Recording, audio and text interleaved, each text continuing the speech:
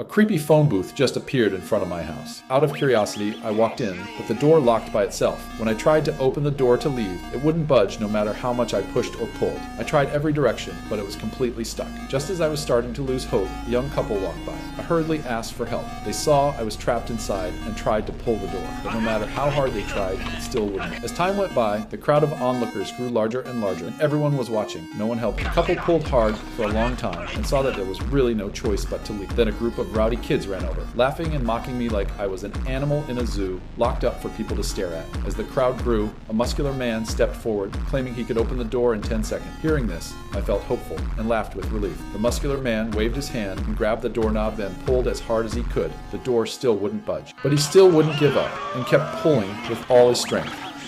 In the end, the door handle broke. The crowd burst into laughter at his clumsiness. Even I couldn't help but laugh. Feeling embarrassed but not giving up, the muscle guy decided to ram the door with his body.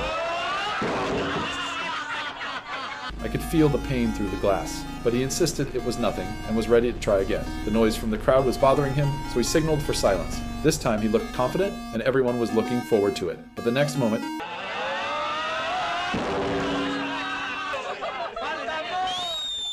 now he's finally given up and embarrassed himself out of here. Just as I was starting to lose all hope, firefighters finally arrived. They inspected the booth and brought a ladder, deciding to start smashing the door from the top. When they climbed up, they told me to crouch down and lifted a heavy hammer. But just then, a horn blared, interrupting their plan. It turned out the phone booth company's workers had arrived. The firefighters had no choice but to put their tools away and hand everything over to them. However, to my surprise, the workers didn't try to open the door directly. Instead, they loosened the screws, holding the booth in place. With that, I was lifted and carried to the truck. The onlookers thought I was finally freed and applauded, waving me goodbye. I was left confused, not knowing where they were taking me. I knocked on the glass, hoping they would explain, but they ignored me. I awkwardly stood inside the booth, enduring the strange looks and laughter from the people outside. When the traffic light changed, I was shocked to see another person trapped in a car across the street. As I was about to ask him about his situation, another car drove off. I suddenly realized things were getting worse. I frantically knocked on the glass, trying to get help, but the people thought I was just waving and responded politely. As the car drove away from the bustling city and into the barren hills,